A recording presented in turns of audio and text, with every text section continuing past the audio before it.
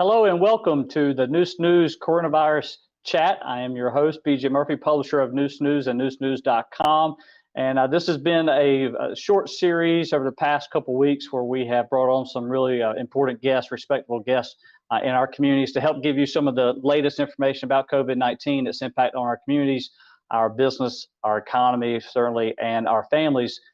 So look, I've got a few quick announcements, but we've got a couple very special guests today. So let me just jump right into it. And if you don't mind, please share this broadcast to help those who are at home get the latest accurate information as well. As of 10:35 this morning, the North Carolina Department of Health and Human Services relayed that North Carolina now has 1,040 cases, including, unfortunately, 4 deaths. Still reporting just 3 cases in Lenoir and 3 cases in Greene County, and still 0 in Jones. One thing that's of note that I think is interested some people as we've shared this information, the assumption has been for a long time that it was only impacting the elderly. 46% of the 1,040 cases in North Carolina are in the age ranges of 25 to 49 years old, and we have current hospitalizations at 91. Also, Governor Roy Cooper this past Friday issued a stay-at-home executive order, which goes into effect on Monday afternoon. That's tomorrow at 5 p.m.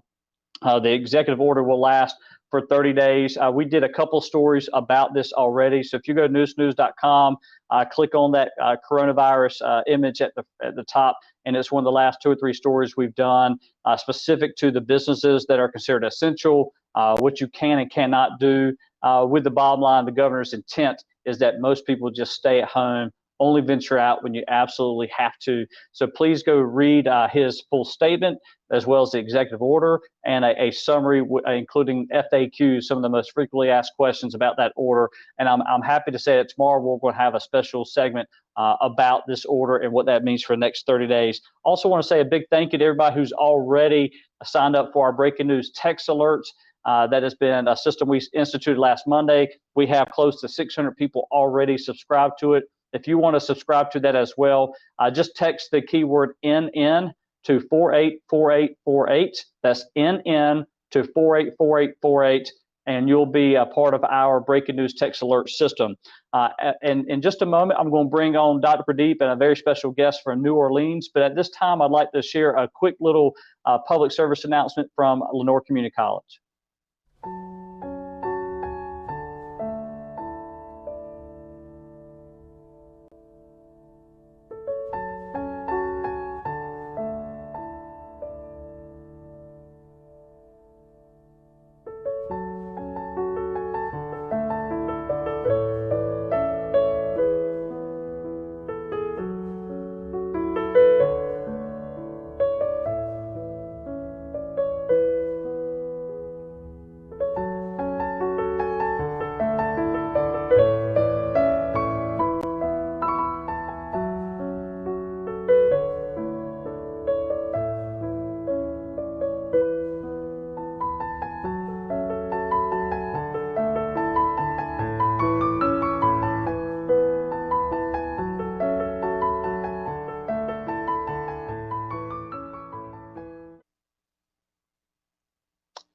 And we want to say thank you to Lenoir Community College, who still stands as a pillar of our community, giving back any way they can. At this time, I wanted to say a special welcome to Dr. Pradeep, who's been no stranger to these coronavirus chats. Thank you, Dr. Pradeep, for jumping on again.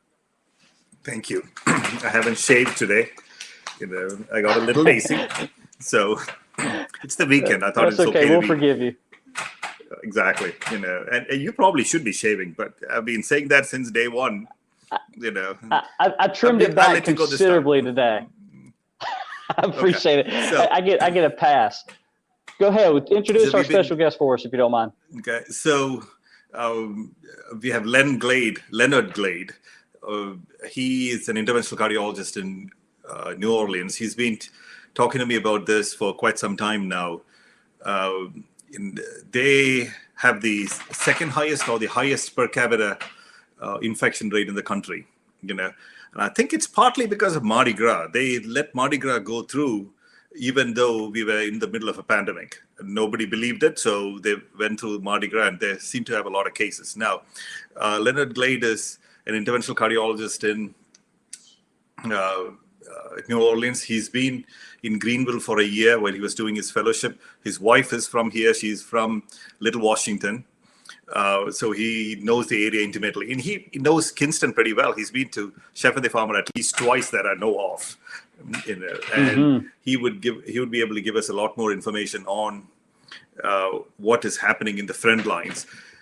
Like he tells me, we have no idea what is coming. He is right where it is happening right now. Hopefully, we never reach to the level of New Orleans. But my suspicion is at least Charlotte, Raleigh, and all of them will probably get into this same situation. So before we introduce him, let me, since I've introduced him, I'm going to have him give us some information on New Orleans and see how he is doing. Thanks, Thank you, Dr. Glade. I didn't Thanks for shave jumping either, on. so I joined y'all's club. Well, thank you. Tell us what's happening in New Orleans right now. I think from on the local level, you're starting to see some national attention on the news, and it's fairly accurate from our case number. I don't think we're the highest per capita. I think New York and maybe still Seattle is that, but when you look at 100,000 cases of this, I think we're number 2 or 3, something along those lines, which is a shockingly amount. I think we have 1,300 cases currently, 73 deaths as of probably earlier today. And I think you're right. Mardi Gras it was a breeding ground for it. And unfortunately, I don't think we were testing until 2 weeks after, and that's when we're starting to see the cases pop up. And I know, Dr. Glade, your governor last week issued a similar stay-at-home order. Have the people of New Orleans, Louisiana, adhered to that over the past week? Yeah, I think so. I think we're doing the best that we can. It's really challenging to stay inside, to not going to work, not doing the things that you're used to. But I would say for the most part, you're starting to see people keep their 6 feet away when you're passing them. We're trying to get outside and exercise. I think that's still important from particularly from a cardiovascular standpoint. What I think we're probably seeing is little pockets of communities are isolating kind of themselves, where maybe each unit is staying in their neighborhood. So hopefully, in the next 2-3 weeks, we'll be seeing some type of peak and decline. How many people do you have at the hospital? Go ahead. So I was asking Len. Let's see. I think they have those numbers. In the hospital, I think currently is, let's see. I can tell you we have 380 people in Louisiana just on ventilators. The state departments are doing a pretty good job at getting all the numbers out and letting you know where they stand. I think we're starting to see in Orleans, we go by parishes here, not counties. But at least in Orleans Parish, I think the amount of people that are on ventilators is not increasing as rapidly as it was, but we're starting to see more in the suburbs and rural areas that those numbers are increasing.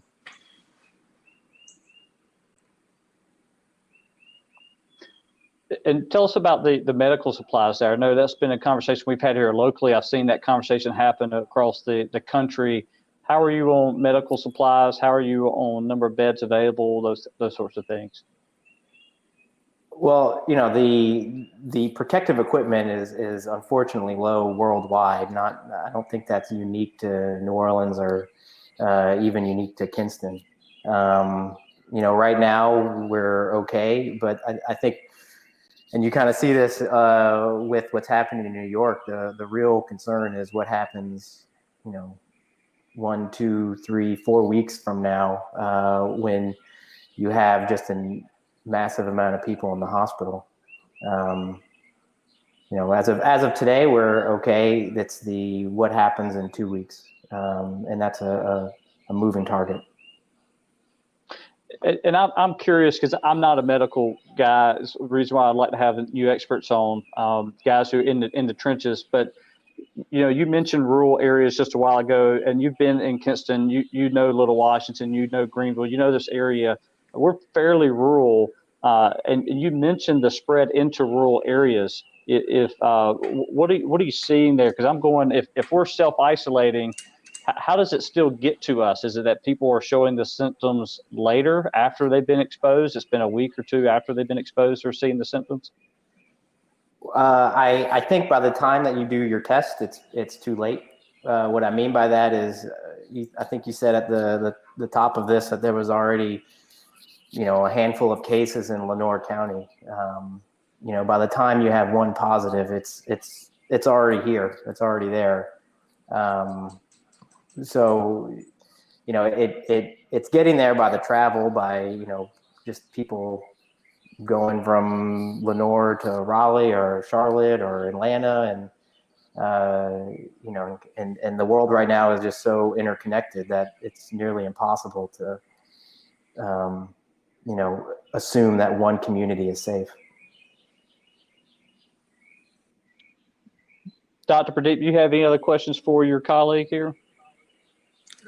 So, Len, you were telling me a story about this young guy who came in. People in this area always think that it's the older person who's going to be affected.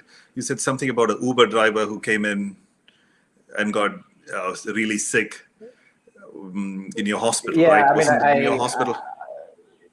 I think you have they even post the age ranges on the State Department's website too. And, I think we have a pretty big percentage of people as young as 20. We don't think, we may forget sometimes that our, pregnant females are also in a high risk community. So, I think when this is all said and done, we're going to see a particularly devastating amount of infections and morbidity, mortality in that population. We're seeing pretty much all age ranges, not necessarily, just the old with comorbidities. And I think people define old as who knows what that means. We see healthy 80-year-olds that are not doing too well with it. So one more question, then I'll let you go. Now, North Texas, they had a document sent out, which somebody forwarded to me, that these are the only people they will ventilate. They had an exclusion criteria in which some people are not ventilated. You haven't heard anything in New Orleans yet, right? In your hospital or otherwise, in the sense, if you are over 80 with such and such comorbidities, or if you have mentally retarded or something, you haven't heard of anything yet. No, not yet. But I think that's not unrealistic to think that something like that won't happen. Particularly with the numbers I told you. I mean, we already have 380 people on the ventilators, and there's still the routine people who needed a ventilator 2 months ago. What happens to them? I think we're about to see in the next probably 1, 2, 3 weeks just how stretched the healthcare system down here can be. So and not only people talk about the numbers of ventilators, but they forget that one ventilator has not just an MD, but it has, more importantly, a nurse, a respiratory therapist, a pharmacist, that are all supporting that one patient. And just because you have a ventilator doesn't necessarily mean that you have the team of people it takes for that one patient. Wow. And I think we're still so early on our trajectory that the healthcare workers currently we're not seeing that yet for them being out sick and in quarantine, but we're probably going to be seeing that soon. And Dr. Glade, one final thought: is there anything that you can share with the people here in Eastern North Carolina that we can do to better prepare ourselves or take care of our families? Yeah, I think the the most important thing that we've seen works is the social distancing. We've seen it work in China, we've seen it work in South Korea, and then even some of the smaller countries around there, a little bit more aggressive. I don't think flattening the curve necessarily going to mean that this will go away in a week or two. But I think it does help your healthcare workers try not to be, so stretched and taxed. I don't know how many ICU beds they have at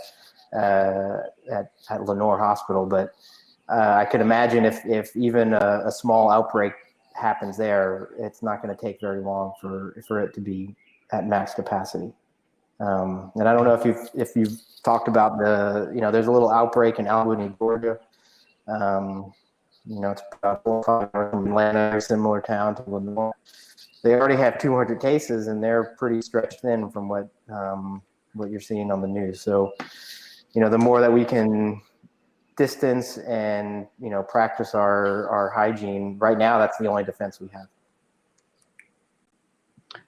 Well, thank you, Dr. Glade, for joining us, and thank you, Dr. Pradeep, for having him come on. Really appreciate what you're doing on the front lines, and I know you need to get some rest. So we just want to say thank you on behalf of our community for your efforts in joining us here today. Yep, thanks for having me. Thank you, Lynn. All right. Dr. Pradeep, Dr. Glade mentioned something that I've thought about a little bit over the last couple of days, and that is women who are pregnant. I haven't seen or heard a lot about that conversation, but I would imagine that that is a very serious subject. So, I have been looking into it. The UK has the United Kingdom has a statement out for pregnant women and pregnant healthcare workers too. The risk is still low. The concern is what will it cause preterm labor? Will it cross into the fetus? All of that is there. We don't know yet, but it's considered a high risk entity. We don't know the complete numbers yet. Thankfully, there are not many pregnant women who have been affected. The one other major advantage is most of these pregnant women are in the younger age group. So until we get a whole lot more numbers, we still cannot say what effect it's going to happen. If you look at the statement from the United Kingdom, I don't think we have a statement here in the United States yet. I haven't looked for it. In the United Kingdom, they said as long as you take full precautions, you could still work, with the understanding that there is an increased risk for yourself, and for the baby. And there was a question from one of our Facebook Live viewers, and it was basically, in talking about the curve and the flaring up, and that there's not a vaccination yet. Is this something that, what we're taking some fairly extreme measures as far as our generation is concerned in social distancing and shutting down schools, those sorts of things. But is this something that we're going to keep fighting in kind of waves over and over and over again until there's a cure? Is this something we're going to be doing in 2 or 3 months again, or 6 months again? I hope not. I hope we all develop herd immunity by then, but that is definitely a concern. If you think about China, they still haven't relaxed it. They don't have any new cases at this time, but they still haven't relaxed it. So we are all looking at China to relax, and then we're going to know what is going to happen. So if you think of it as a social experiment, we would know in a few months when China relaxes their policy, then we would know exactly what it will mean for all of us. So how long will this last? Nobody knows. Okay, it's definitely not going to be in 2 weeks. It's going to be at least a month. And hopefully it stays on at a month. Will it hurt the economy? Yes, definitely it'll hurt the economy. And at this time, I can't tell you what is the better way. Should we let the economy survive and all of these people die, or do we let do the social distancing and pretty much reduce the economy? And I was going to, and speaking of that, a question I had in relation to policy as it affects medicine is Governor Cooper's stay-at-home order. And right before Dr. Glade jumped on, I glanced to see what New Orleans had done. That's how I knew that that they actually instituted their 5 p.m. stay-at-home order last Monday. I was kind of curious to see how it's been impacted over the past week. But when it comes to policy and medicine, is the governor of North Carolina stay-at-home order strong enough to curtail the impact that this pandemic is having on us?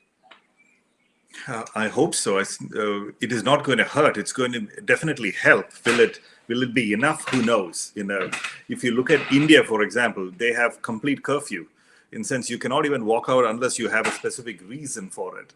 So, and China has completely cut off all those, the Hubei province and the Wuhan province. They completely cut those off. So in North Carolina, will it help? I think it will help. Will it be enough? Only time will tell, But you still, when you go out to Walmart or to Food Lion and stuff, you see a lot of people there. I was driving by a house yesterday. There were like 25 cars parked outside. I didn't see anybody outside, which doesn't mean anything. There are 25 cars parked outside. I suspect they're all inside, which is probably worse than being outside. No, so I'm hoping it helps. Now, that is my hope as well. I think only time really will tell. And I think Dr. Glade made a strong point a while ago, because we keep talking about ventilators and the equipment and PPE and all these things. But the reality is each ventilator has about 4 staff members tied to it as well. So it's not just the number of ventilators. It's, do we have enough medical personnel to actually help? Exactly. And that is a constant concern, because you are more likely to run out of people before you run out of ventilators. And there are, in New York and in other states, what they have decided to do is to have people who are retired come in and work, have people who are foreign graduates who are not started residency yet to come in and work, having people who have had just 1 year of training to come in and work, because you need people, you need bodies. You just yes, you need ventilators, but you need somebody to manage it. If you don't have enough people to manage it, what's the point of having an extra ventilator?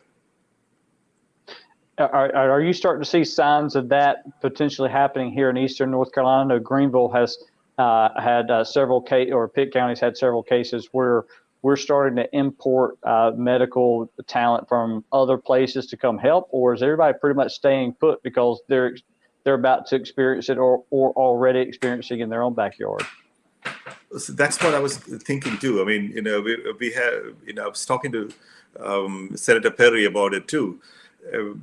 Importing people from other states is a good idea, but those other states also have trouble. So where are you going to import them from? So we'll have to work with what we have and hope for the best. A couple more questions from our Facebook Live audience, Dr. Pradeep. And if you're watching, please share this broadcast if you haven't already. I want to say thank you to everybody who's already joined and everybody who's already taken time to ask a question. These are really helpful, because my thought is if you're asking this question, then someone else has thought it too. And I just want to say thank you so much for putting it here. We won't be able to get to everything, but a couple more questions I see here. One is, what more can I do as a healthcare worker to protect myself and my family? This is a tough question, because I am a healthcare worker and I'm dealing with the same issues all of these healthcare workers are dealing with. For example, I just went to see a patient. To find a mask is difficult because it's all under lockdown. Either people are stealing it, taking it home, and you don't have enough protective equipment either. Things we took for granted are not available anymore. So what can you do as a worker? Try to protect yourself as much as possible. Wash your hands really well, wear gloves, come home, take off your clothes first, take a shower before you see your family.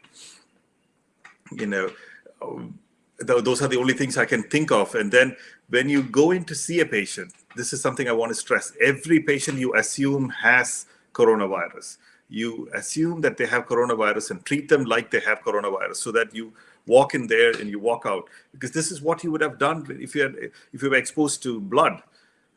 universal precautions. Right now, you take universal precautions for coronavirus. Now, the problem there, though, is you don't have enough equipment, and that is a failure of the system. I completely agree with the healthcare workers in this. In the hospital, we have a bunch of patients that we think may have coronavirus. We have not tested them for it because these tests are have to go through an approval process, which I don't agree with. But unfortunately, that's where we are.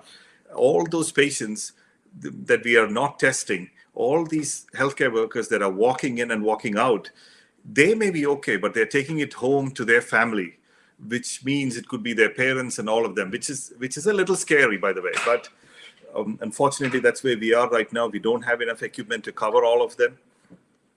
And so that is a scary thought. And you mentioned, washing clothes a while ago. I went to the grocery store a couple of days ago, and I came home. The first thing I did was take my clothes and put them in the wash, because I was like, I don't know if my clothes had absorbed this virus, and I don't want this virus kind of lurking around our house either. So I everything that I took with me, I changed, took a shower, put those in the wash. So that was a small thing that I thought, does this help or not? I don't know, but it made me feel better.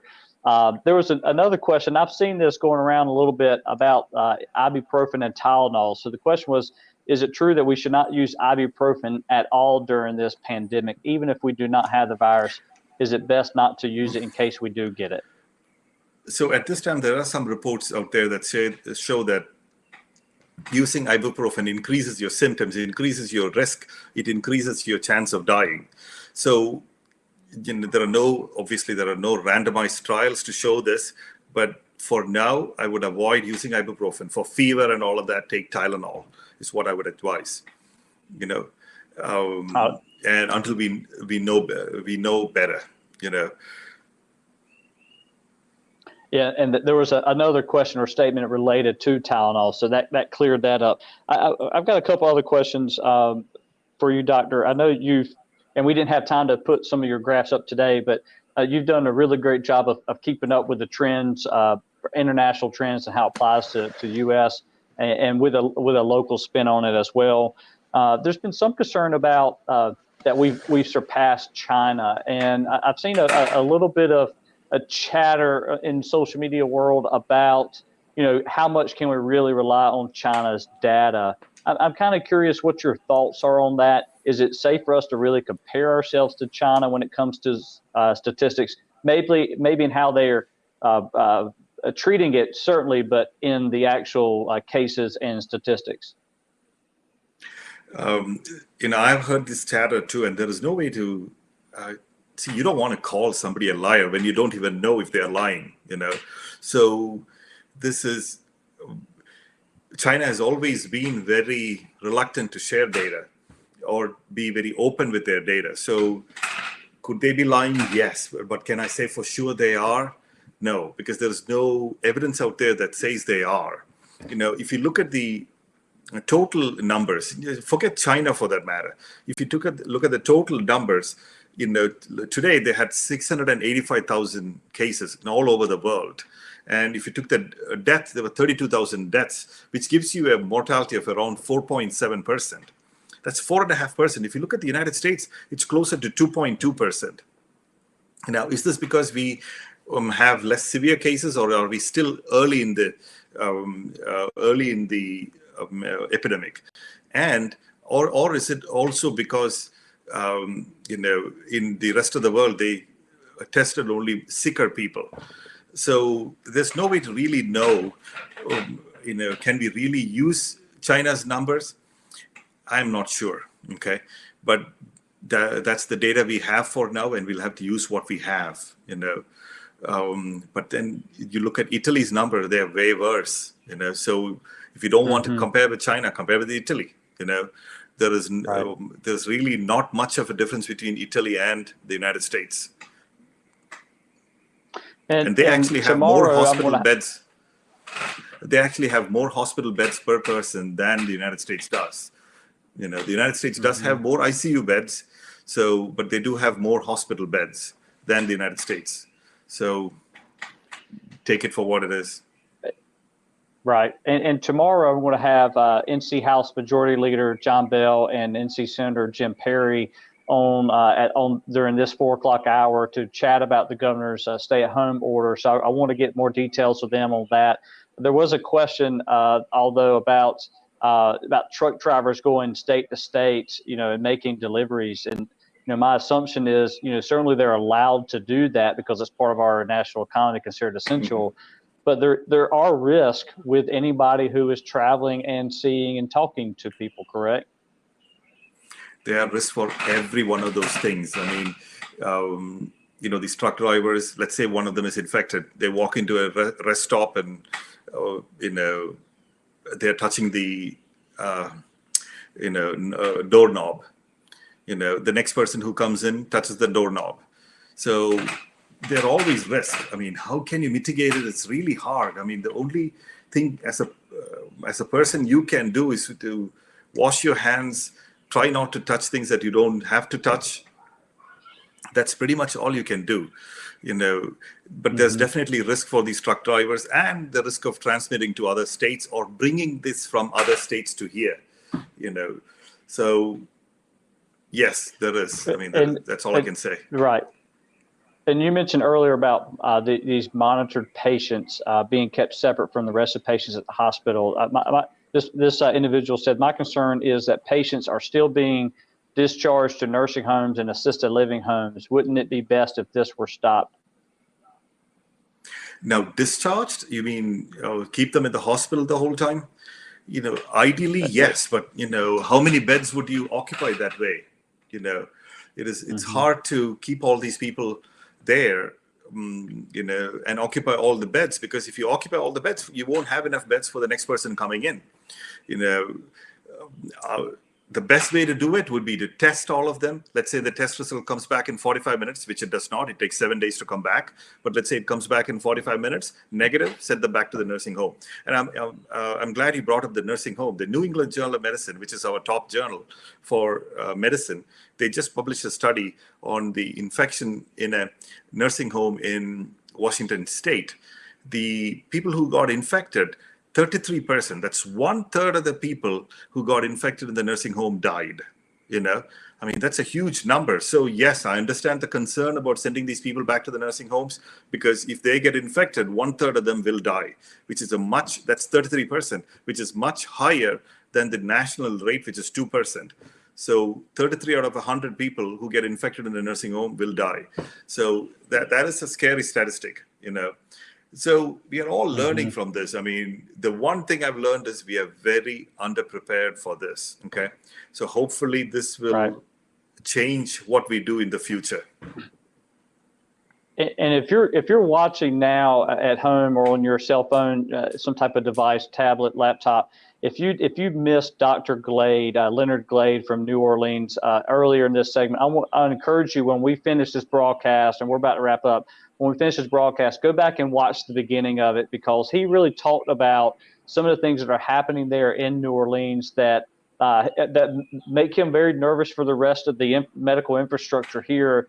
Certainly have raised my eyebrows in terms of equipment and protective gear, and also with manpower. So I really want you to go back and watch that. I think it's really important for us to understand that when our government authorities are saying stay at home, and only venture out if you absolutely need to, it's because of the medical field industry saying, here are the challenges we're up against. Can you help us out?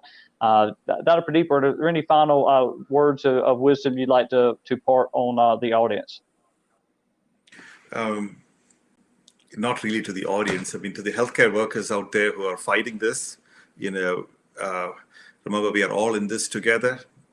We understand, I understand that this is a tough time. We are all stressed.